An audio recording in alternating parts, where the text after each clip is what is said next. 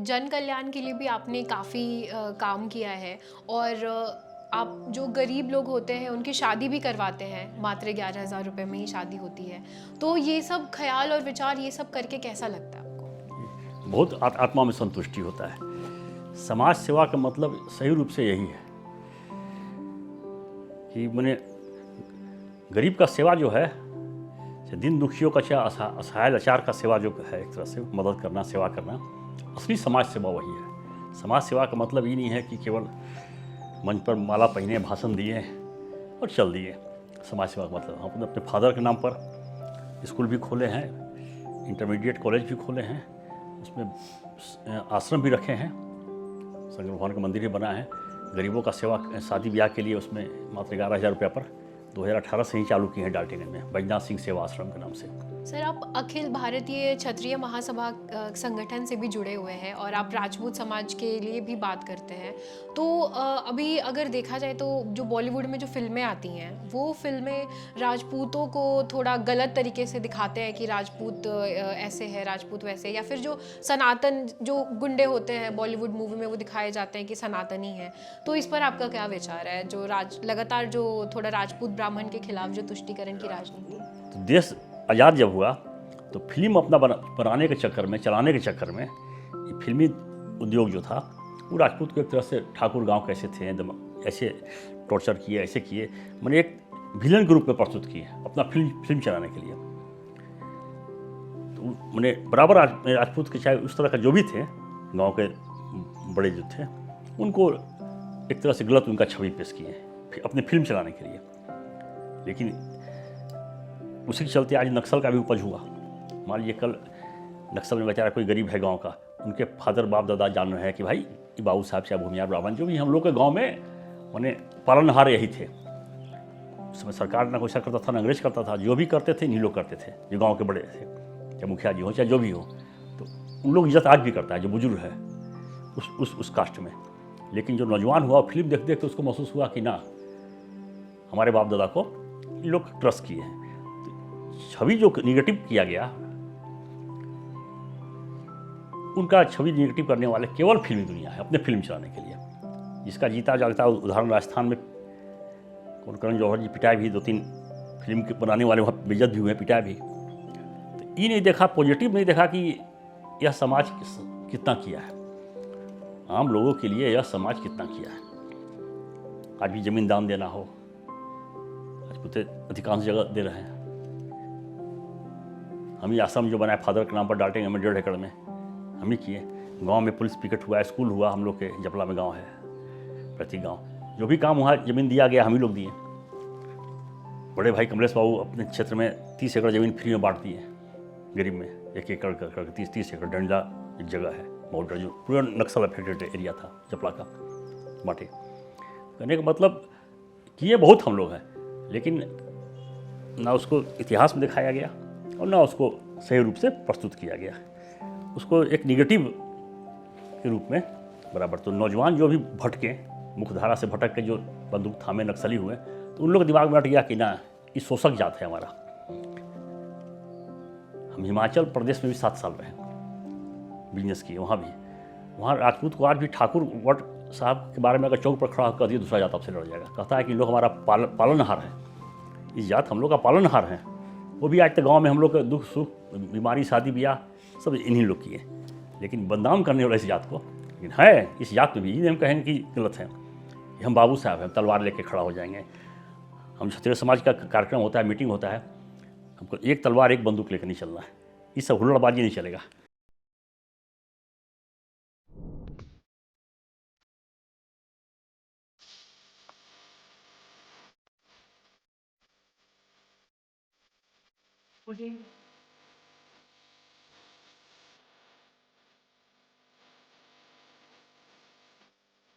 जोहार दोस्तों, स्वागत है आप सभी का ग्लोबल मीडिया अपडेट्स के एक्सक्लूसिव पॉडकास्ट जोहार डायरीज में। मैं हूं आपकी होस्ट साक्षी और स्वागत करती हूं आप सभी का हमारे आज के बेहद ही एक्साइटिंग और नए एपिसोड में। वो कहते हैं ना कि समाज सेवा कोई पद नहीं बल्कि एक जिम्मेदारी होती है, और जो इस जिम्मेदारी को सिर्फ बातों से नहीं बल्कि ग्राउंड लेवल पे निभाता है उसकी एक पहचान बन जाती है। आज हमारे बीच मौजूद है पलामू के एक जाने माने हस्ती, समाज सेवी, पॉलिटिशियन और अखिल भारतीय क्षत्रिय महासभा के प्रदेश अध्यक्ष श्री विनय कुमार सिंह जी उर्फ बीनू सिंह जी। सर, आपका बहुत बहुत स्वागत है हमारे पॉडकास्ट पे। सर, सबसे पहले तो आप हमारे दर्शकों को कुछ अपने बारे में बताइए, कैसे आपका राजनीति में आना हुआ, कैसे समाज सेवा में आना हुआ। हम जिस परिवार से बिलोंग करते हैं, हमारे ग्रैंडफादर लैंडलॉर्ड थे हुसैनाबाद जपला के, समाज सेवा में ही लगे हुए थे उन लोग। हमारे फादर सर्विस में आए, जुडिशरी में थे, डिस्ट्रिक्ट जज। उसके बाद हम लोग 5 भाई, हमसे बड़े भाई जो थे, तीसरे बड़े भाई, वो पॉलिटिक्स में आए। कमलेश कुमार सिंह 2 बार, एक बार मंत्री भी रहे, एक बार विधायक भी रहे एनसीपी से। वर्तमान में वो भाजपा में चले गए। तो उन्हीं के साथ नहीं होता कि बड़े भाई के मार्गदर्शन में, उन्हीं के पद चिन्हों पर पीछे पीछे रहते हुए हम पॉलिटिक्स में आ गए। ये अब तो हम जो मैंने ब्लड में हम लोग का है, एक तरह से मान के चलिए। एक तो क्षत्रिय कुल से जन्म लिए हैं, तो समाज सेवा तो ऑलरेडी कुल के मुताबिक ही जनरेशन में ही समाज सेवा है। और दूसरा कि जो पिछला पृष्ठभूमि हम लोग का है, फैमिली बैकग्राउंड, वो भी समाज सेवा से ही। फादर जुडिशरी में थे, लेकिन समाज सेवा से ही बहुत बने काफ़ी लगे रहते थे। तो उन्हीं के पद चिन्हों पर, फैमिली बैकग्राउंड, बड़े भाई के पद चिन्हों पर चलते हुए हम इस समाज सेवा के लाइन में जुड़ गए। सर, जन कल्याण के लिए भी आपने काफ़ी काम किया है, और आप जो गरीब लोग होते हैं उनकी शादी भी करवाते हैं, मात्र 11,000 रुपये में ही शादी होती है। तो ये सब ख्याल और विचार, ये सब करके कैसा लगता है आपको? बहुत आत्मा में संतुष्टि होता है। समाज सेवा का मतलब सही रूप से यही है कि मैंने गरीब का सेवा जो है, दिन दुखियों का, चाहे असहाय लाचार का सेवा जो है, एक तरह से मदद करना, सेवा करना, असली समाज सेवा वही है। समाज सेवा का मतलब ये नहीं है कि केवल मंच पर माला पहने, भाषण दिए और चल दिए। समाज सेवा का मतलब हम अपने फादर के नाम पर स्कूल भी खोले हैं, इंटरमीडिएट कॉलेज भी खोले हैं, उसमें आश्रम भी रखे हैं, शंकर भगवान का मंदिर भी बना है। गरीबों का सेवा, शादी ब्याह के लिए उसमें मात्र 11,000 रुपये पर 2018 से ही चालू किए हैं डाल्टनगंज में, बैजनाथ सिंह सेवा आश्रम के नाम से। कोरोना के पीरियड में भी वहाँ काफ़ी मरीज जो ग्रस्त थे कोरोना से, जो हॉस्पिटल में फुल हो गया था, उनको रेफर करा के हम ला के अपने आश्रम में रख के उनका सेवा किए। कंटिन्यू 3 महीना 4 महीना करोड़ा में हमारा आश्रम निःशुल्क जनता का खाना पीना सब हर सेवा। मैंने हॉस्पिटल से आदमी कहता था पैरवी करवा के कि आश्रम में जाएंगे, बेनी बाबू के आश्रम में जाएंगे, वहीं हम लोग रहेंगे, वहाँ बड़ा स्वच्छ वातावरण है, जल्दी हम लोग रिकवर भी होंगे, ठीक भी होंगे। तो मेरी आत्मा में बहुत तसल्ली होता है। एक बार चुनाव भी लड़े डाल्टनगंज से, उपचुनाव। हमारे आदरणीय नामधारी जी उस समय रिजाइन किए थे, जदयू से निर्दलीय लड़ गए थे, पार्टी रिजाइन करके। हम भी एनसीपी से लड़ गए थे, बड़े भाई थे उस समय मंत्री कमलेश कुमार सिंह, एनसीपी से लड़े, लेकिन नामधारी उसमें विजय प्राप्त किए, क्योंकि पहले से उनका फील्ड बनाया हुआ था। हमने यानी एक बैग जोश में उतर गए चुनाव में, विधानसभा के 2007 में चुनाव पराजित हुए। उसके बाद फिर हम बड़े भाई के पीछे ही रहे, मेरे समाज, उनके द्वारा ही समाज सेवा से अपने पर्सनल लेवल पर भी, लेकिन फिर चुनाव हम नहीं लड़े 2007 के बाद। पब्लिक का बहुत डिमांड हुआ कि आइए चुनाव लड़िए। हम कहे कि नहीं, कुर्सी पर बैठ के ही केवल समाज सेवा नहीं होता है, समाज सेवा पर्सनल रूप से भी होता है। केवल कुर्सी में हमारे एमएलए बन गए, एमपी बन गए, तो पब्लिक में भाव प्रेम का जो देखते हैं, आत्मा में तसल्ली हो जाता है कि हम इसका सेवा कर रहे हैं। मेरे प्रति उसके मन में बहुत प्रेम है, भाव है, आदर है, तो सबसे बड़ा तसल्ली वही होता है अंदर आत्मा में। काफ़ी अच्छे विचार है सर। ऐसे अगर विचार सबके हो जाए तो समाज शायद आज जो है उससे काफ़ी बेहतर होगा। सर, राजनीति की बात अगर हो रही है तो अभी डाल्टनगंज में जो मेयर इलेक्शंस है उस पर काफ़ी चर्चा चल रही है, और हाल ही में नामांकन भी हुआ है। तो उसके लिए आपका क्या विचार है, या फिर क्या किस पार्टी को या फिर किस प्रत्याशी को आप ज़्यादातर सपोर्ट कर रहे हैं? देखिए, अभी तक इसके पिछले चुनाव में हम रिश्ते में, हमारी जो पिछले बार पूनम थी, चेयरमैन थी, जब मेयर का पद नहीं था, डाल्टन निगम का पद नहीं था, नगरपालिका का पद चेयरमैन के रूप में काम की थी, जीती थी चुनाव। बड़े भाई की भैया की लड़की है, शादी हुआ है उसी मैंने उनका चेयरमैन परिवार कहा जाता है, नरुआ हो, सुरेंद्र बाबू हो, उनके बेटा ककू और शादी हुआ था। लेकिन कुछ दिनों के बाद उनके हस्बैंड गुजर गए। घर में बड़ा एक आज के समाज में समझ में एक विधवा नारी को बड़ा बने कष्ट होता है। तो हम लोग भी राय दिए, सबको राय दिया कि ठीक है तुम जो समाज सेवा में आओ, जनता की सेवा में आओ, लगे रहो, मन लग जाएगा इसमें। तो खैर चलिए, प्रभु की कृपा से सब आप लोग आशीर्वाद से वो लड़ी, नगर पालिका चेयरमैन बन गई। उसके बाद फिर मेयर निगम बन गया, मेयर का चुनाव हुआ। उस समय तक हम भतीजी के पक्ष में ओपन होकर काम किए। लेकिन घर में उन लोग दोनों गोतनी, उनके बड़े भाई भसुर थे जीवन सिंह, वही अपने वाइफ को लड़ा दिए कुछ आपसी विवाद में घर में, और ये भी लड़ गई पूनम, उसमें दोनों हार गए। अरुणा शंकर जी चुनाव जीत गई। चलिए बहुत अच्छा है। ये तो नहीं है किसी का कुर्सी आजन्म किसी का होना चाहिए, बदलाव तो होना ही चाहिए न, बदलाव भी होना चाहिए। जनता को लगे कि हाँ भाई ये आज तक क्या किया, अगला आया तो क्या किया। चलिए हमारे विचार से तो मिला जुला के कोई खराब उम्र नहीं कैंडिडेट रही, लेकिन जो अपेक्षा जनता को था डाल्टनगंज के लिए, नहीं होता है कि जब बदलाव होता है तो आदमी को अपेक्षा रहता है कि हम कल तक मोतीचूर के लड्डू खा रहे हैं, आज स्पंजिंग रसगुल्ला नया हमको मिल रहा है, तो हो सकता है इससे ज़्यादा टेस्ट मिले हर चीज़। तो जितना होना चाहिए था उतना दिखाई नहीं पड़ा इस 5 वर्षों में। तो अभी तो चली गई जेएमएम में, और हम लोग हैं भाजपा में, तो हम लोग तो भाई काम नहीं कर सकते हैं। अब तो पारिवारिक मामला भी है, लेकिन अब पार्टी को भी देखना है, पार्टी का भी गाइडलाइन है। इसीलिए एक तरह से मैंने वेच एंड वाच की स्थिति में भी बैठ के क्या निर्णय लेना है, और जो पार्टी का निर्णय होगा, बड़े भाई का निर्णय होगा। कि हम एक तरह से बड़े भाई को राम समझते हैं, हम अपने आप को लक्ष्मण समझते हैं, कमलेश बाबू को। जब तक उनका आदेश नहीं होता है तो हम कहीं कोई काम में, फ़ोन तो डाल्टनगंज से डेली आ रहा है, सुबह शाम आ रहा है, सब शुभचिंतक लोग का कि भैया क्या आदेश है, क्या करना है। हम रुक जाओ भी, वेच एंड वाच में रहो। सर डाल्टनगंज जो है वो आपकी ज़िंदगी का एक अहम हिस्सा है। जी हाँ। आपने दशकों से डाल्टनगंज को देखा है बढ़ते हुए, तो तब के डाल्टनगंज में और अब के डाल्टनगंज में क्या आपको अंतर दिखता है, और क्या कुछ और डेवलपमेंट डाल्टनगंज में होना चाहिए? देखिए, हम तो देख रहे हैं डाल्टनगंज जब से हम लोग मैंने क्लास फर्दर रिटायर करके आए, उसके बाद क्लास 4 से हम डाल्टनगंज में रह रहे हैं। लाइन्स मॉडल स्कूल में पढ़े हैं, गिरवा स्कूल में पढ़े हैं, जीएलए कॉलेज में पढ़े हैं। लेकिन हम जो देख रहे हैं डाल्टनगंज की पोजीशन उस समय से लेकर आज तक कोई बदलाव नहीं हुआ है। केवल थोड़ा सा चकचक लाइट बत्ती हो गया है, दुकान कुछ शोरूम खुल गया है, तो भाई खुलना ही था। लेकिन सही रूप से छोटा छोटा शहर औरंगाबाद देखिए, बगल में गढ़वा देखिए, छोटा छोटा शहर जो कल जिला बना हुआ आज काफ़ी तरक्की कर गया।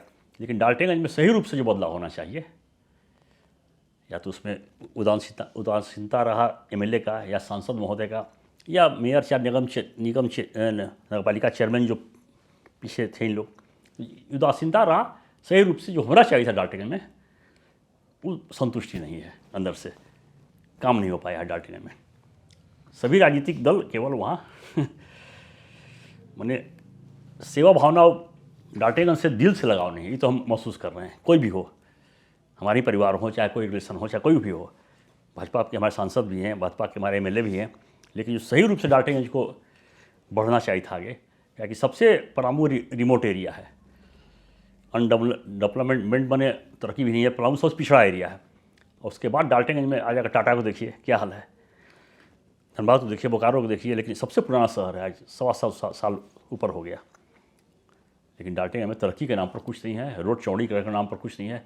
मार्केट में आप जाना चाहिए गाड़ी लेके, कार लेके मार्केट में, तब कार लेके मार्केटिंग करने नहीं जा पाएंगे। ई मार्केट का स्थिति है। तो हम तो मान के चल रहे हैं कि मैंने आज़ादी के बाद, आज़ादी के पहले जो डाल्टनगंज था, आज़ादी के बाद वही स्थिति है। लेकिन और मने कंजस्टेड हो गया, और मने एकदम मने इस तरह का स्थिति हो गया कि मार्केट करना रहता है तो अच्छे किसी को, इसके पास कार है, सोचता है फैमिली लेके आकर मार्केट करे, नहीं कार मार्केट में जा पाएगा। जो स्थिति है डाल्टनगंज का, तो मजबूरी में उसे फैमिली को रांची आना पड़ता है मार्केटिंग करने। सर अगर आपको मौका मिले डाल्टनगंज की कमान संभालने का, तो फिर आप क्या कुछ ऐसा डेवलपमेंट आप अपने पर्सनल से क्या आप करना चाहेंगे डेवलपमेंट डाल्टनगंज में? देखिए, फिलहाल तो हम कुर्सी नहीं चाहते हैं, हम पीछे से जो हो पाएगा कर पाएंगे। क्योंकि हम कुर्सी पर बैठ के सही रूप से सेवा आदमी नहीं कर सकता है। वो समझ एक तरह से कुर्सी बैठने के बाद या तो पाँव का गर्मी हो जाता है या तो चश्मा बदल जाता है आदमी को, जो हम महसूस करते हैं। इसीलिए आप कुर्सी के बाहर रह के एक सामाजिक कार्यकर्ता, एक सामाजिक मनुष्य के नाते सही विचार देकर समाज को राय देकर आगे बढ़ा सकते हैं। लेकिन वो भी कोई सुनने वाला रहे तब। जिसको पावर मिल रहा है, जो कुर्सी पर बैठ जा रहा है, वो किसी का सुनने के लिए तैयार नहीं है। तो जो स्थिति अभी डाल्टनगंज चल रहा है, हमको नहीं लग रहा है कि निकट भविष्य में डाल्टनगंज का डेवलप हो, जो होना चाहिए हो पाएगा। सर, डाल्टनगंज, पलामू और ये जो है शब्द, या फिर मैं बोलूँ तो जब भी कोई सुनता है बाहर वाला इंसान, तो वो बोलता है ये तो दबंगों का एरिया है जी, ये तो दबंगई होती है यहाँ पे। जी। काफी लोग तो बोलते हैं मुझे डाल्टनगंज आने से डर लगता है कि मुझे कहीं कोई उठा ना ले। तो ये सारी चीजें काफी कुछ सुनने को मिलती हैं। तो इस पर आपका क्या विचार है, जो क्राइम बढ़ रहा है डाल्टनगंज में, या फिर जो दबंगई जो डाल्टनगंज में देखने को मिलती है? देखिए, शासक चाहे प्रशासन हो चाहे राजनेता हो, जो कुर्सी बैठे हुए हैं, उनको तो एक तरह से कड़ा होना ही पड़ेगा। अब प्रशासन काहे नहीं कड़ा हो पा रहा है, उसके पीछे हो सकता है कि प्रजातंत्र में जो कुर्सी पर बैठे हुए हैं, उनका सही रूप से प्रशासन को सपोर्ट नहीं मिल पा रहा है कि प्रशासन चाह के भी उस तरह के तत्व को डांटेंगे में लगाम लगाए। लेकिन बगल में हम लोग का स्टेट है यूपी। एक योगी व्यक्ति जो कह रहा था आदमी कल कि ये क्या करेंगे, आज उन्होंने यूपी को जो सबसे बर्बाद स्टेट कहा जाता था इंडिया में, उसको सुधार के दिखा दिया। इच्छा शक्ति, तो इच्छा शक्ति होना चाहिए। जो भी यहाँ कुर्सी बैठे हों, चाहे MLA चाहे MP, हम तो उन्हीं को ना कहेंगे। अब मुख्यमंत्री को डांटेंगे से क्या मतलब, वैसा है, उनका तो लगाव नहीं है। लेकिन जो यहाँ के पैदाइशी वासी हैं, जो पलामू से लगाव जिनका धरती से है, उनको सोचना है कि इसके लिए मिलजुल के अब तक मैंने कम से कम 10-15 नेता जो हर पार्टी के हों, मैंने मातृभूमि को लगाव हो कि हम लोग मिल के सब एक हो के इस शहर को तरक्की के लिए, शहर को सुधारने के लिए हर चीज़, हम जब तक हम लोग एक कुर्सी पर कोई बैठे, लेकिन हम लोग 10-15 आदमी जो बुद्धिजीवी हैं हर पार्टी के मेन वो बैठ के एक कमेटी बना के, और जब तक फुल बने एकदम पार्टी के लाइन से ऊपर उठ के अगर डिसीजन नहीं लेंगे, तो डाल्टनगंज का हमको नहीं लग रहा है कि तरक्की हो पाएगा। काफी अच्छे विचार है सर जी, आपके। जी। सर, डाल्टनगंज के युवा को आप क्या संदेश देना चाहेंगे? क्योंकि आजकल जो है डाल्टनगंज के युवाओं को अगर आप देखें तो ज्यादातर वो जो दबंगई जो है ना, वो नस नस में डाल्टनगंज में हर युवा के आपको व्यवहार में वो दिखेगा। सबका गर्म खून है वहाँ पे। तो डाल्टनगंज के युवाओं को आप क्या संदेश या फिर कुछ एडवाइस देना? मेन चीज़ है, सबसे बड़ा चीज़ है कि वहाँ बेरोजगारी इतना है ना, चरम सीमा पर है। कोई इंडस्ट्रीज नहीं है, कोई उस तरह का काम नहीं है। नौकरी का देखिए, सरकारी नौकरी जल्दी मिल ही नहीं रहा है कोई को। प्राइवेट कंपनी में बहुत मुश्किल से 10,000-15,000 का काम मिल पा रहा है, वो भी बहुत को नहीं मिल पा रहा है।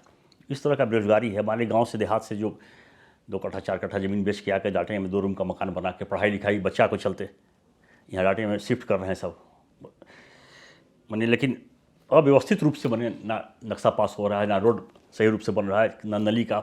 हम तो देख डाल्टनगंज पोजीशन ही लगता है कि भविष्य में शहर को अगर कोई मैंने सही मन से सजाना चाहे, संवारना चाहे, पानी निकासी, रोड का, बड़ा मुश्किल हो जाएगा जो भी कुर्सी में रहेगा। है कि कोई इस बने सिस्टम से डाल्टनगंज शहर नहीं डेवलप हो रहा है।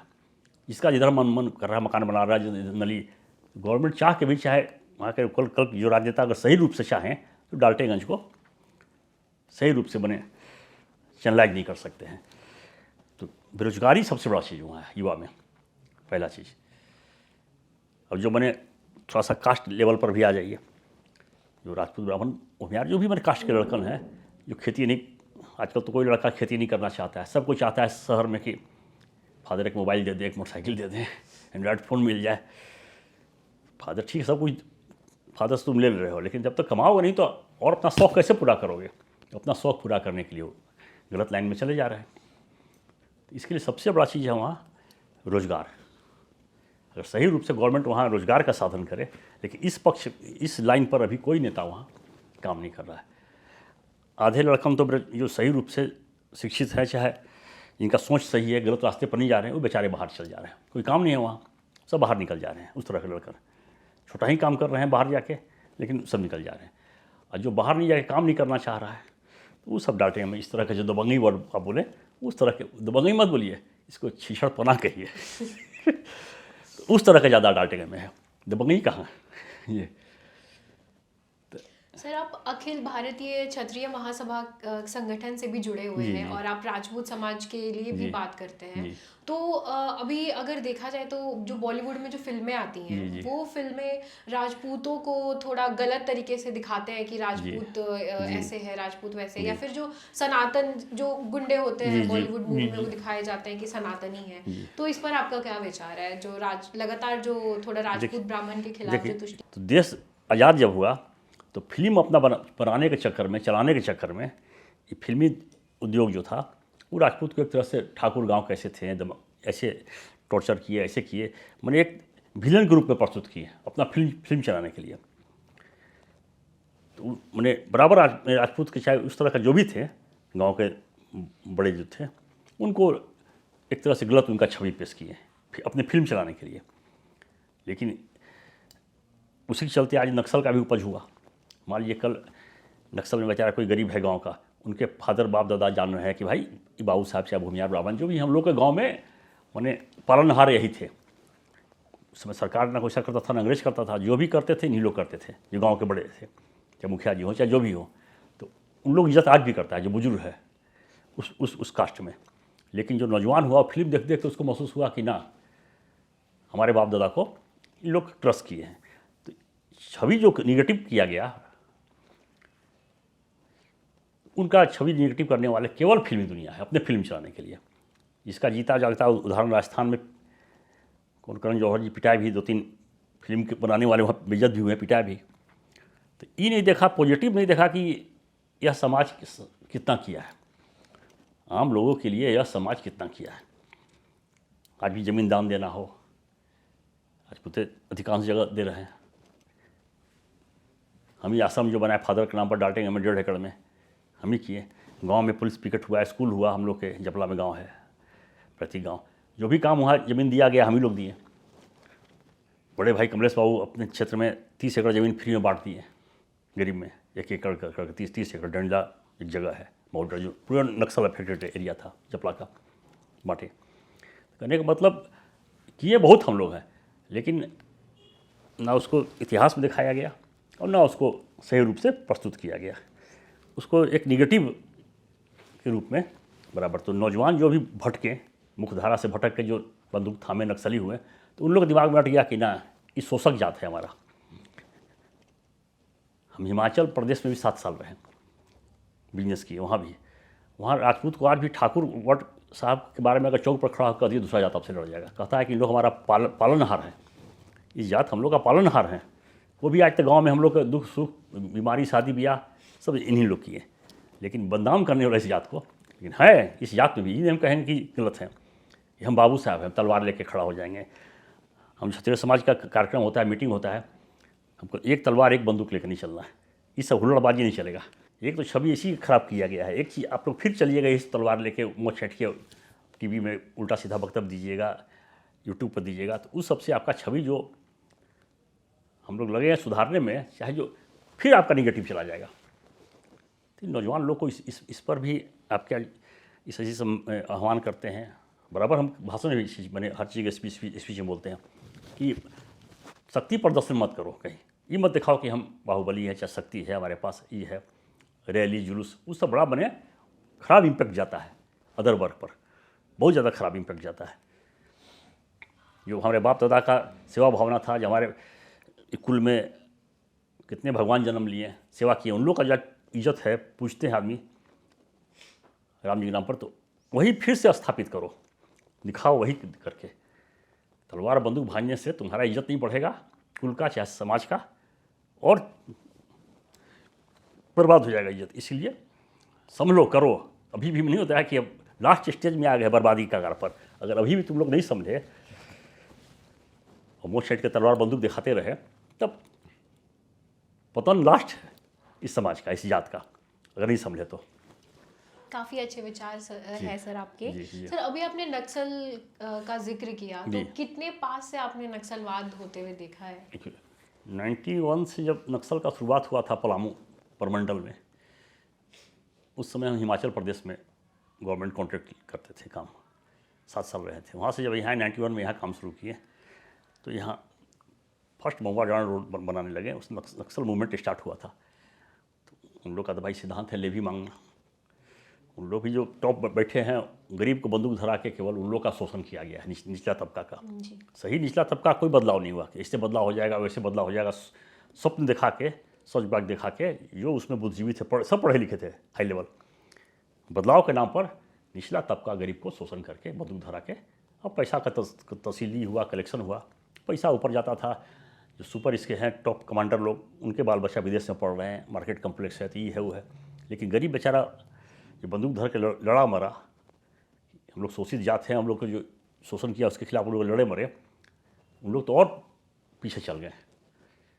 तो उन लोग का एक तरह से नक्सली सचबाग, बदलाव का सचबाग दिखा के, उन लोग को शोषण करके, उन लोग को आगे करके, जो बुद्धिजीवी वर्ग था इसमें पीछे, जिसमें राजपूत हैं, ब्राह्मण भी हैं, इतनी एक नक्सल में केवल गरीब तबका चाहे हरिजन है, टॉप पोस्ट पर सब ज़्यादा बुद्धिजीवी हैं।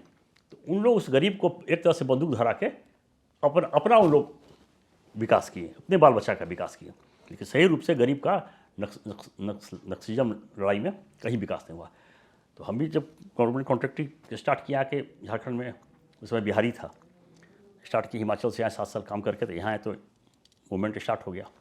महुआ नेतरहाट रोड का काम लिया हम, डबलिंग का, पैसा ले भी मांगा जाना कि आज तक हमारा सिद्धांत है कि हम पैसा देके कहीं काम नहीं किए। पलामू का हिस्ट्री है, जो भी एसपी रहे पलामू में, पाल्टा साहब रहे, उसमें लातेहार पलामू भी एक था, मोहरा एक ही जिला था, दोनों मिला के। तो मैंने बराबर सबको जाना कि यही एक ठेकेदार हैं जो आज तक गांव में, हम लोग का गांव उड़ा, घर उड़ा गांव में, पैतृक गांव उड़ गया, हमारा 20 मशीन जलाया गया, पोकलेन मशीन पलामू में, हर जगह रोलर जेसीबी सब जलाया गया। अभी 1-1.5 साल पहले जपला में डंडला माउंटेन रोड है, वो भी अभी थोड़ा अफेक्टेड एरिया है, वहाँ तो उन लोग का वर्चस्व भी थोड़ा सा है, 8-10 का टीम है, वहाँ भी हमारा जेसीबी 2 ट्रैक्टर जला दिया गया। इसका जितना ज़्यादा प्रमाण है कि मान लीजिए एक ही जिला में अगर 100 कॉन्ट्रैक्टर काम कर रहे हैं, 100 संवेदक काम कर रहे हैं, और 99 का कुछ नहीं हो रहा है, एक आदमी का हो रहा है, उसका मतलब वो आदमी लड़ रहा है। प्रूफ सबसे बड़ा तो यही है। और 99 आदमी का काम स्मूथली चल रहा है, उसका मतलब उन लोग सरेंडर हो गए बेचारे। कोई व्यवस्था, मान लीजिए गरीब पैसा लगा, कोई ठेकेदार काम ले रहा है, बेरोजगार है, उसको गवर्नमेंट मदद नहीं करेगी, उसे बोला पूछना चाहिए कि भाई आपको ले भी मांगा जा रहा है, क्या मदद चाहिए, काम करो, काम करो, प्रेशर केवल है, काम करो, टाइम पर काम खत्म करो। लेकिन उसको क्या कठिनाई हो रही है, इस पर प्रशासन कोई टीम बना के कभी भी संवेदक से इसके गहराई में नहीं गया, तो उन लोग सरेंडर हो जाता है। सब कोई सक्षम नहीं है लड़ने के लिए, हर का तो स्टेमिना मजबूत नहीं है लड़ने के लिए।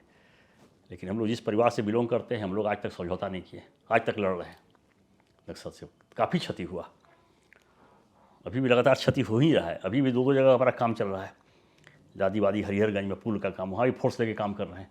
जपला डंडला रोड जहाँ मशीन हमारा जलाया था 1.5 साल पहले, वहाँ भी हम फोर्स लेके काम कर रहे हैं। सारा फोर्स का खाना पीना व्यवस्था हम दे रहे हैं। यानी मतलब हम आज तक सरेंडर नहीं किए। बस अब एक ही सिद्धांत जानते हैं कि आदमी को मरना एक ही बार है जीवन में, तो रोज़ रोज डर के मरने से बढ़िया है एक बार ही मरना। डर डर रोज रोज काहे के लिए मरे। मजबूत इच्छा शक्ति। जी हाँ, जी हाँ। सर आपने अभी खुलकर बोला है यूजीसी के बारे में। अभी हाल ही में जो यूजीसी बिल पर जो एक बहुत ही ज़्यादा बातचीत हो रही थी, और सामान्य वर्ग के जो स्टूडेंट्स थे उन्होंने प्रोटेस्ट भी किया है। अभी हाल ही में सुप्रीम कोर्ट ने उस पर स्टे लगाया है, लेकिन फिर भी ये जो है कानून है, जो भी कुछ बदलाव आया है इसमें, तो ये सामान्य वर्ग को कहीं ना कहीं शोषित करने के लिए भी। देखिए, देश जब से आज़ाद हुआ है तब से सब कहते हैं कि भीमराव का नाम अम्बेडकर जी संविधान लिखे, उसके बाद कोई बोलता है इधर के ना कोई राव साहब थे वो लिखे, कमेटी था वो सब मिल के लिखा। चलिए जो भी लिखा, जो हमारे बुद्धिजीवी जो भी हर जात के पूर्वज थे मिल के कमेटी बनाया गया, उसको हम सुनते हैं कि 10 साल 20 साल के लिए उसको केवल किया गया था आरक्षण। तो हम कहते हैं कि आज डॉक्टर है, मान लीजिएगा आप मेरिट वाला डॉक्टर नहीं बनाइएगा, आप रिजर्वेशन से डॉक्टर ले आइएगा, तो मरेगा कौन। एक डॉक्टर अगर गलत आया है तो हज़ारों आदमी के इलाज में नुकसान होगा। ये कितना बड़ा गलत पॉलिसी है। ठीक है, हमारा कहना है कि आप जो शोषित है, बेचारा गरीब है, तो उसको पढ़ाने लिखाने में गवर्नमेंट पूरा व्यवस्था कर दे, हर ब्लॉक वाइज हॉस्टल कर दे, खाने पीने का उन लोगों का क्लासरूम व्यवस्था कर दे। और जो बेचारा गरीब है, बकरी चला रहा है, उसको पढ़ने का पैसा नहीं है, तो कहाँ से पढ़ेगा, आप कहाँ से नौकरी 40% में कहाँ लाएगा, पढ़ने निकाल नौकरी कहाँ पाएगा, इसका लाभ कहाँ से मिलेगा उसको आरक्षण का। तो पहले तो उन लोगों को पढ़ने का व्यवस्था सही किया जाए, इस बात को हम कितने बार बोले कि पढ़ने का व्यवस्था उन लोगों को सही किया जाए, ब्लॉक लेवल पर कीजिए।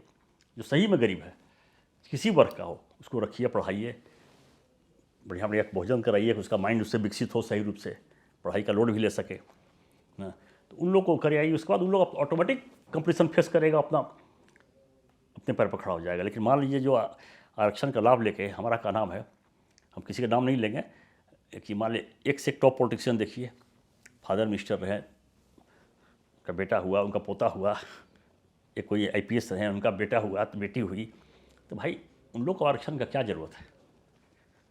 ये तो देश में नहीं होता है कि अंधेड़ नगरी चौपट राजा, टके सिर खाजा और टके सिर भाजा, वही देश का स्थिति है। इसलिए यहाँ जो सही रूप से जो मेरिट वाला लड़का है, हिंदुस्तान सब बाहर निकल रहा है। क्रीम जो ब्रेन है हिंदुस्तान का, वो सब बाहर निकल रहा है। दो चीज़ यहाँ का सिस्टम एकदम वही फेलियर है, एक टैक्स सिस्टम और दूसरा सही मेरिट वाला को सही यहाँ इज्जत सम्मान मिलना और सही काम मिलना। तो अगर सही आपका मेरिट निकल जाएगा, सही बिजनेसमैन जो इंडिया छोड़ के जा रहे हैं, टैक्स सिस्टम इतना बुरा है, तो हिंदुस्तान तो एक तरह से आगे किस ओर जा रहा है समझ में नहीं आ रहा है, किस और देश को सब ले जा रहे हैं अपनी कुर्सी की राजनीति के लिए। मान लीजिए लड़का, कल तक हम लोग बर्दाश्त कर रहे थे, मान लीजिए आप गार्जियन हैं, हम गार्जियन हैं, बर्दाश्त कर रहे थे कि हाँ भाई चलिए आरक्षण का लाभ हमको नहीं मिल पा रहा है, चाहे प्रमोशन का लाभ नहीं मिल पा रहा है, जो जेई है वो स्कूटी इंजीनियर बन गया, मान लीजिए ST का लड़का है तो जेई है तो स्कूटी इंजीनियर बन गया, और जो SDO बना वो आज तक उसके अंडर में, जो दरोगा है वो DSP बन गया, वो दरोगा ST का लाभ लेकर DSP बन गया। तो अंदर से कुंठित होता है माइंड काम करने वाले आदमी को। पढ़ाई लिखाई में जो भी मेरिट देना हो, जो भी फैसिलिटी होना हो, जो भी पैसा देना हो, सरकार को उस तरह का प्रावधान करना चाहिए पढ़ाई लिखाई में। इस तरह से कर रहे हैं, उसका मतलब तो राजनीति के लिए देश को बर्बाद किया जा रहा है। वो सही मेरिट वाला लड़का है उपेक्षित। हम लोग कल तक बर्दाश्त किया सब कुछ, लेकिन अब देख रहे हैं हमारे सामने हमारे बच्चा को भी रहता जा रहा है, उसको भी बर्बाद किया जा रहा है। अब कॉलेज में इस तरह का माहौल है नहीं। ठीक है, गाँव में दबंग है, किसी को गालियाँ दे दिए, गरीब को चाहे ST को, केस कर दिया ST का, उसमें भी बहुत गड़बड़ हो रहा है, 90% गड़बड़ हो रहा है पैसा के लिए। हाँ, तो मान लीजिए अब कॉलेज में इस तरह का माहौल डाल रहे हैं, तो मान लीजिए वो पढ़ेगा कि लड़ेगा। वहाँ पढ़ने गया, वहाँ इतना मिलजुल के आपस में सब पढ़ते हैं, सब एक ही रूम में, पासवान जी का लड़का है वो भी साथ में है, ब्राह्मण का लड़का है वो भी साथ में है, एक हॉस्टल में एक रूम में रह रहे हैं सब। हम लोग पढ़ाई में तो कहीं दुराभाव नहीं था इस तरह का। एक बैग इस तरह का UGC ला के सरकार का मंशा क्या है? क्लियर है कि वोट बैंक का राजनीतिक है, उनका वोट परसेंटेज बेसी है, उसका लाभ हम ले लें, अगला भले गर्त में चल जाए। तो देश को कहाँ ले जा रहे हैं? तो एक तरह से इसी पर हम बोले, पिछले 26 जनवरी को बोले थे 2-3 जगह झड़प है कि देश में फिर से एक बार अब क्रांति होगा। इतना मत दबाइए किसी को, इतना मत दबाइए कि या तो लड़का आत्महत्या कर ले, नहीं तो फिर क्रांति होगा। जो नक्सल क्रांति हुआ था वो कोई क्रांति नहीं था, वो तो सफ़ेद पोस्ट लोग बैठ के पैसा तहसीलवा रहे थे गरीब से बंदूक धरा के। लेकिन ये जो इस बार देश में क्रांति अगर होगा, तो हमको नहीं लग रहा है कि अगर सही पॉलिसी, इनको तो आरक्षण भी खत्म करना चाहिए, आर्थिक आधार पर आरक्षण करना चाहिए, ST केस भी फालतू खत्म करना चाहिए, UGC ला रहे हैं उसको भी खत्म करना चाहिए। राजनीतिक में जो आरक्षण है सीट का, अरे भाई जो जनता का सेवा करेगा वो MP MLA बनेगा, हर जात के लिए फ्री कर देना चाहिए। ये नहीं कि ये सीट आरक्षित हो गया महिला के लिए तो ये सीट आरक्षित हो गया। अगर सही रूप से आप आरक्षण देना है तो महिला को दीजिए और गरीब को दीजिए। महिला हिंदुस्तान में भी बहुत पीछे है, अब धीरे धीरे महानगर में चाहे आगे बढ़ रही हैं, लेकिन आप उनको आरक्षण दीजिए, उस वर्ग को बढ़ाइए जो आज तक उपेक्षित है, घर में दबा हुआ है, उन लोगों को बढ़ाइए। अब जो VIP का बेटा है, MP का बेटा, उसको भी फ्री MP का टिकट, उसको IPS में आप दे रहे हैं। तो ये सब भेदभाव नहीं होता है कि अंत एकदम पेशेंस का अंत। तो इसमें मान लिया दिग्विजय सिंह थे कमेटी के हेड, ठीक, हमारे माननीय प्रधानमंत्री जी थे, उनको थोड़ा सा इस चीज़ को देखना चाहिए था कि कमेटी जो बना है क्या पेश करने जा रहा है। आप ध्यान दिए कि नहीं दिया भगवान जाने, लेकिन गलत कानून बनाया गया UGC में। इतना खतरनाक कानून है कि पढ़ाई के टाइम में ही लड़का का माइंड फ्रस्ट्रेशन में हो जाएगा। नौकरी के बाद चीज़ है, पढ़ेगा कि आपस में लड़ेगा। उस तरह का माहौल जब बन जाएगा कॉलेज में तो पढ़ाई नहीं होगा, फिर लड़ाई स्टार्ट हो जाएगा झूठ का। अभी इतना बढ़िया माहौल है कॉलेज का कि हर वर्ग के बच्चा जाते हैं, उन लोगों के दिमाग में है कि पढ़ के निकलना है, कुछ बनना है, और फिर माइंड डाइवर्ट हो जाएगा, एक दूसरा पर लगेगा, वहाँ भी पॉलिटिक्स चलने लगेगा। कि ना ये ज़्यादा तेज़ है, इसको फंसाओ, बर्बाद करो। ये होता है कि दौड़ में कोई तेज़ी है, दौड़ रहा है तो उसको लंघी मार दी है, गिर जाए, उस तरह का माहौल। ये मैंने देश के हित में, अगर देश लेवल पर सोचिए, ठीक है 10% 20% आदमी बर्बाद हो जाएंगे, लेकिन देश हित में निर्णय बहुत गलत है। हमारे हम चाह रहे हैं, मानिए मोदी जी तो बहुत बुद्धिजीवी हैं, बीजेपी में एक से एक अच्छे आदमी हैं, तो चाह रहे हैं कि इस चीज़ को संज्ञान में लेते हुए ये जो इतना बड़ा देश में आग लगने जा रहा है, इतना बड़ा क्रांति होने जा रहा है, उसको ख़त्म करके इसको पटाक्षेप करें और सही रूप से जो गरीब तबका है उसको खोज खोज के निकाले गांव में, देहात में। हम तो देख रहे हैं, हम लोग एरिया जपला हुसैनाबाद है, गांव है जो है, इतना गरीब लड़का है कि देख दया लगता है। फादर से पूछते हैं कि भाई कहाँ नहीं पढ़ा रहे हो, तो हमने खाए कैसे बेची पैसा है, अब बकरी चराने भेज दे रहा है गाँव में, गाय लेके भेज दे रहा है जंगल में, पैसे नहीं है पढ़ाने के लिए बेचारा पास, कुली मजदूरी काम कर रहा है, कैसे भोजन चल रहा है, तो वो क्या पढ़ाएगा, वो क्या आरक्षण का लाभ लेगा, तो आरक्षण का लाभ भी सही रूप से नहीं ले पा रहा है। ले कौन रहे हैं, क्रीमी लेयर, उस वर्ग में जो क्रीमी लेयर है वही लाभ ले रहे हैं। अब देखिए सबसे बड़ा चीज़, आप आज रांची का पोजीशन देखिए, सीएनटी का ज़मीन है, मारा कौन जा रहा है, आदिवासी, 5 लाख रुपए बगल में सीएनटी का ज़मीन बेच रहा है और बगल में 20 लाख रुपए बिक रहा है जनरल ज़मीन, तो मारा कौन जा रहा है, आदिवासी मारा जा रहा है। वो अगर 10 कट्ठा बेटी की शादी करना है तो 10 कट्ठा बेचेगा तो मतलब 50 लाख रुपए आएगा। ये जो जनरल वर्ग है वो अपना 10 कट्ठा बेचेंगे तो 2 करोड़ रुपये आएगा। कितना तरह से मैंने मारा जा रहा है फॉरवर्ड गरीब, तो इसका लाभ कौन ले रहा है, आदिवासी में जो नेता हैं, अफसर हैं, बिजनेस क्लास है, जिसके पास पैसा है। जब भी पिछला सरकार बीजेपी इसको ख़त्म करना चाह रहा था कि 20-25 किलोमीटर एरिया में रेडियस में हम इसको ख़त्म करें, सीएनटी का ज़मीन का जो मामला है फ्री करें, लेकिन उस तरह के जो वर्ग हैं, चाहे अफसर क्लास हो सीएनटी में, चाहे कहना नेता हो, चाहे बिजनेसमैन, जिसके पास रुपया है, उन्हीं लोग 10 को बुड़बक 100 खिला पिला पैसा दे के लूट हंगामा करो। लेकिन इसमें सबसे बड़ा नुकसान किसको हो रहा है, उन्हीं लोग को हो रहा है, वही तबका को। आप फ्री कर दीजिए। सर अभी हाल ही में माननीय अमित शाह जी का बयान आया था कि रिजर्वेशन कभी भी नहीं हटाया जाएगा और हम इसके सख्त खिलाफ हैं कि रिजर्वेशन हटाया जाए। देखिए वो तो हम भी थोड़ा सा देखे थे, तो वाद विवाद भी नहीं होता है, कभी कभी वाद विवाद चल रहा है, अब कोई थोड़ा सा लैंग्वेज टोन बोल दिया गलत, तो उसमें गुस्सा में थोड़ा आदमी कंट्रोल नहीं कर पाता है, वो भी अपना विवेक थोड़ा सा बैलेंस नहीं कर पाए। हो सकता है उस समय जो माहौल वहाँ का होगा लोकसभा में, जो उस तरह का राजनीतिक माहौल था, जो बोलने वाला का टोन होगा, उस पर थोड़ा सा इनको टोन में ख़राब लगा होगा, तो गुस्सा में इस तरह का बात बोल दिए। लेकिन ऐसा बात नहीं है, अमित शाह भी बहुत सुलझे हुए नेता हुए हैं, अब मोदी जी के बारे में थोड़ा कहना ही नहीं है। लेकिन हमको लग रहा है कि जो अभी जो विवाद सामने आ गया है बहुत बड़ा, इसको इन लोग बैलेंस कर लेंगे, जो स्थिति हमको लग रहा है। कमेटी का हो सकता है कि जो कमेटी बना के दिग्विजय बाबू थे, जो रिपोर्ट पेश किए, जो भी कमेटी में लोग थे, उसको अच्छा से इन लोग अध्ययन नहीं किया, देखे नहीं, ओके हो गया। लेकिन अब जो विवाद पैदा हो गया है, इस पर इन लोग का ध्यान तो चला गया है कि गलत हुआ है। अब देखिए ना, ये ओबीसी का लड़का है, चाहे जो उस तरह का वर्ग का लड़का है, वही विरोध कर रहा है। हम तो देख रहे हैं डेली, उन लोग भी विरोध कर रहा है जो पढ़ा लिखा सही बुद्धिजीवी, कहा कि नहीं ये चीज़ गलत हुआ है, ये चीज़ कॉलेज में भेदभाव नहीं होना चाहिए। सर आप भारतीय जनता पार्टी से जुड़े हुए काफ़ी टाइम से, और पारिवारिक रिश्ता भी रहा है भारतीय जनता पार्टी से जुड़ा हुआ, लेकिन सर अभी काफ़ी टाइम से ये भी एक जो राजनीतिक विश्लेषक हैं वो भी ये कह रहे हैं कि यूजीसी कानून को लाने का एक जो मोटिव था वो पार्टी में आंतरिक फूट के लिए कहा जा रहा है, कि कहीं ना कहीं ये एक पीएम कैंडिडेट की जो रेस जो है उससे कहीं ना कहीं योगी जी को बाहर निकालने के लिए। इतना हाई लेवल तो हम लोग नहीं बोल सकते हैं, उतना हम लोग के पास मैंने अब इसके लिए तो किस तरह से हाई लेवल भितरिया क्या है स्थिति, हम लोग तो इस पर मैंने सोची नहीं, हम लोग के लेवल से बहुत ऊपर का चीज़ है, इसीलिए इस पर तो हम लोग कोई चीज़ अपना वक्तव्य देना भी मुनासिब नहीं समझते हैं। लेकिन जिस तरीका से भी लाया गया ये मैंने एक तरह से बहुत बड़ा हिंदुस्तान के लिए काला कानून, आगे आने वाला जनरेशन, मैंने ये नहीं है कि खाली मैंने स्वर्ण जात का लड़का बर्बाद होगा, वो भी बर्बाद होगा, जब लड़ता है तो दोनों पार्टी बर्बाद होता है। मान लिया मारकाट होता है तो एक आदमी मराता है, एक आदमी केस में फंसता है, तो बर्बाद तो दोनों पार्टी ने हुआ।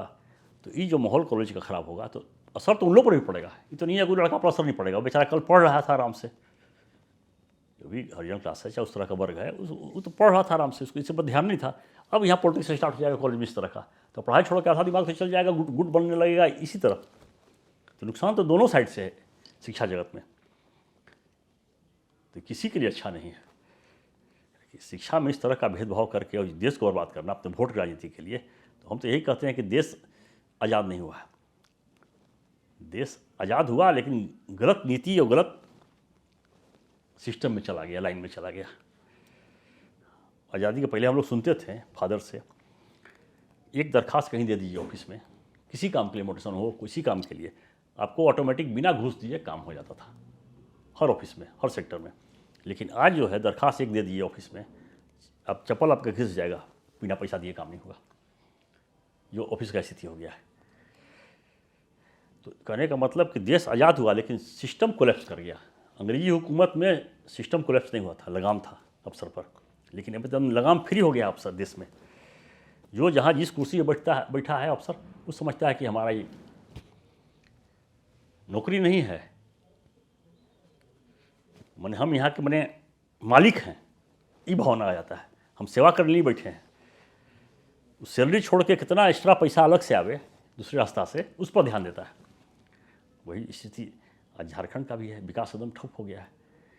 जो भी यहाँ ब्यूरोक्रेट्स हैं, जो भी नेता का तो 90% हम क्या बोलें, सही समझ नहीं है, सही उनका सोच नहीं है। आज झारखंड अस्पताल में जा रहा है, अब ब्यूरोक्रेट्स यहाँ राज कर रहे हैं। सर, हाल ही में अभी हेलीकॉप्टर क्रैश में बीजेपी के बहुत ही जाने माने और महाराष्ट्र के डेप्यूटी चीफ मिनिस्टर स्वर्गीय अजीत पवार जी का दुखद निधन हो गया, तो इस पर भी आपने कुछ अपनी संवेदना जताई आज थी। तो उन्हीं का हम लोग उसी श्रद्धांजलि करके आ रहे हैं। सभा हमारे घर ही पर हुआ था, 150 आदमी भी थे वहाँ, उनका अस्थि कलश भी आया हुआ था, वहाँ करके हम लोग सब सिस्टम होता है करके पूजा पाठ हर चीज़ हवन उन करके फिर जाकर ध्रुवा डैम में अस्थि कलश को विसर्जन भी किए, प्रभावित भी किए। लेकिन जहाँ तक उस पार्टी से हम लोग बहुत दिन से जुड़े हुए थे, शरद पवार जी की फैमिली से। आज टूट के भले अलग हो गए अजीत पवार जी चाहे शरद पवार जी, फिर भी जैसा रिपोर्ट आ रहा था कि दोनों एक होने जा रहे थे। तो कहने का मतलब जो इन लोग का परिवार है, खास करके बहुत अच्छा, मैंने पर्सनल हम लोग का संबंध बहुत पार्टी लेवल से ऊपर उठ के बहुत अच्छा संबंध था। प्रफुल्ल पटेल जी हमारे घर में आए, खाना खाए हैं, अजीत पवार जी खाए हैं, शरद पवार जी खाए हैं, यहाँ आए हैं। तो कहने का मतलब कि बीच में देख रहे हैं मीडिया के माध्यम से, कुछ यूट्यूब के माध्यम से, किसी में साजिश है, फलना है, ढकना है, वो सब चीज़ नहीं। हम लोग को जो महसूस हो रहा है, मैंने भाई हाई लेवल नहीं कह सकते, लेकिन हम लोग को जो महसूस हो रहा है, मान लीजिए अपना मीडिया चमकाने के लिए या कहने के लिए कोई आदमी किसी को बदनाम कर रहा हो, मैंने इतना गलत कोई नहीं कर सकता है। और लीडर के मामला में अजीत पवार जी या शरद पवार जी मैंने बहुत अच्छे विचार के लोग, उन लोग जब तक शासन भी चलाएं महाराष्ट्र में, मैंने बहुत अच्छे तरीक़ा से और बहुत ज़मीनी स्तर, खास करके अजीत पवार जी तो बहुत ज़मीनी स्तर के नेता थे। अजीत पवार जी महाराष्ट्र में इनको इतना मैंने पब्लिक डिमांड कर, मैंने इज्जत करता था, सम्मान। अभी कुछ हम 6 महीना पहले गए थे काम से इनके पास, मैंने 5 मिनट भी नहीं हुआ पुर्जा भेजे। ये प्रफुल्ल पटेल जी थे, ठीक जो महाराष्ट्र का बॉम्बे का मंत्रालय है उसके सामने एनसीपी का ऑफिस था, 2 बिल्डिंग मिला के ऑफिस है अपोजिट में। गए 5 मिनट भी नहीं हुआ, जो काम से गए थे तुरंत उठा के फ़ोन किए। मैंने बहुत ज़मीनी आदमी, मैंने हम देखे कि हमारे सामने 100-150 आदमी बैठे, 2-2 मिनट 25 मिनट सबको डिस्पोजल, सबका काम जो भी निकल रहा है रूम से खुश होकर मैंने बड़ाई करते निकल रहा है। सब ज़मीन से उठे हुए नेता थे। तो इसके देश के लिए तो क्षति है, खास करके महाराष्ट्र के लिए तो बहुत ज़्यादा क्षति है, ऐसे नेता चल जाए तो। और समय मैंने इनका काल के गाल में समा गए, तो हम लोग को तो मैंने काफ़ी आहत हैं। इस मैंने परिवार से हम लोग का बहुत ज़्यादा लगाव था। चलिए, प्रभु का जो इच्छा होता है सबको जाना है, कोई आगे कोई पीछे, लेकिन असमय चल जाना और इस तरह से चल जाना सदमा तो सबको लगता। उनका 6 बजे सुबह से उठते थे, उनका लाइफ रूटीन था अजीत पवार जी का। 6 बजे सुबह से उठ के पब्लिक से मिलना शुरू कर देते हैं। किसी को नहीं कि आधा घंटा बैठना पड़े मिलने में, फट जो भी आया आते जाइए, मिलते जाइए, जो भी काम है होते जा रहा है। लाइफ स्टाइल भी होता ही था, जनता की सेवा वाला बने नहीं होता भावना एक। तो भाई हम उनसे प्रभावित रहते थे। जब भी बॉम्बे जाते थे बड़ी बेटी हमारी बॉम्बे में पढ़ती थी। जब भी जाते थे तो ज़्यादा कदा उनसे चाहे प्रफुल्ल पटेल साहब से मिलते थे, चाहे शरद पवार जी से मिलते थे, चाहे उनकी बेटी से। हम लोग का संबंध पारिवारिक संबंध था। हम लोग के लिए तो बहुत पर्सनल क्षति हुआ। सर आपका हमारे दर्शकों के लिए क्या मैसेज है? देखिए, मैसेज तो यही है कि अब जात पात से ऊपर उठकर, चाहे झारखंड के हो चाहे देश के हमारे सभी भाई हों, भाई बंधु जो भी हमारी बहन है, माता समान हैं, यही मेरी एक तरह से सुझाव है, चाहे उनसे एक तरह से निवेदन है कि अब देश बहुत दिन जात पात में चला, आज़ादी के बाद बर्बाद हो गया जात पात में, वोट क्रांति। इससे ऊपर उठ के अब देश के विकास के लिए एक होना होगा, चाहे किसी भी पार्टी का शासन हो, लेकिन अब संघर्ष करना है देश के विकास के लिए एक होके, तभी यह देश तरक्की कर पाएगा। नहीं तो हम लोग जात पात इस समय फंसे रहेंगे आपस में, तो देश डे बाय डे गर्त में जा रहा है। आज यूपी का देखिए स्थिति, योगी जी का, वहाँ हर जात के लोग सपोर्ट कर रहे हैं उनको, जात पात से ऊपर उठ के। सबसे बड़ा उनके बारे में उदाहरण है कि आज 5 बार या क्या MP रहे हैं, 2 बार MLA रहे हैं, सैलरी तो अपना मिलता होगा उनका, तो 1 नंबर रुपया है। वो तो अपने परिवार बहन को दे सकते थे, माता को दे सकते थे, पिताजी का देहांत हो गया उनको भी दे सकते थे, लेकिन अपना सैलरी का पैसा तक गोरख मठ में दे देते हैं। बहन देखी है होटल चलाती हैं, अपने प्लेट धोती हैं, चांदी का कान में झुमका पहनती हैं, बचपन में राखी बांधी होंगी, उसका भी अगर अपना सैलरी का पैसा भी दे देते। लेकिन वैसा योगी आदमी के ऊपर भी जब कोई कटाक्ष करता है, हम लोग को दिल मरमाहत हो जाता है। क्या ही राजनीति है, सबसे गंदा राजनीति है। ये वैसा आदमी जो पूरा परिवार को त्याग करके, कोई स्वार्थ नहीं है, न बहन के लिए सोच रहे हैं, कुछ कर रहे हैं, वैसा आदमी, फादर मरे थे तो उसमें कोरोना में नहीं गए, तो वैसा आदमी के ऊपर जब कटाक्ष हो रहा है, तो ये भगवान भी आके करेंगे, तो इसे जनता को सोच बदलना होगा। अपना सोच बदल के एक होके जात पात से ऊपर उठ के सही रूप से विकास के लिए अब संघर्ष करना होगा। अगर नेता, कोई भी नेता रहे, किसी पार्टी का नेता रहे, चाहे अफसर रहे, अगर एक होकर संघर्ष करेंगे तो नेता भी सुधरेंगे और अफसर भी सुधरेंगे, तभी देश तरक्की कर पाएगा। बहुत बहुत धन्यवाद सर, आप हमारे पॉडकास्ट में आए, और मुझे आशा है कि हमारे दर्शकों को भी काफ़ी कुछ सीखने को मिला, और काफ़ी कुछ देश और डाल्टनगंज के स्तर पे हमने बातें की। जी, बहुत बहुत धन्यवाद सर आपका हमारे पॉडकास्ट में आने के लिए। चलिए, आप लोग को भी बहुत धन्यवाद, इस तरह से मौका दिए हमको अपने विचारों को रखने के लिए। जनता के बीच में जाएगा तो हो सकता है हमारा संदेश या हमारा बात जो सही रूप से किसी को अगर ज्ञान प्राप्त हो, आगे वाला जनरेशन जो हम लोग का है उसको अमल में ला के उस रास्ते पर चले, तो देश का कल्याण निश्चित रूप से होगा। चलिए, इन्हीं सब के साथ। तो दोस्तों, ये थी हमारी आज की खास बातचीत आदरणीय श्री विनय कुमार सिंह जी के साथ। आपको भी अगर ये एपिसोड पसंद आया हो तो लाइक करें, सब्सक्राइब करें और बने रहें एक नए एपिसोड के लिए, और ग्लोबल मीडिया अपडेट्स को फॉलो करते रहें। जोहार और अलविदा।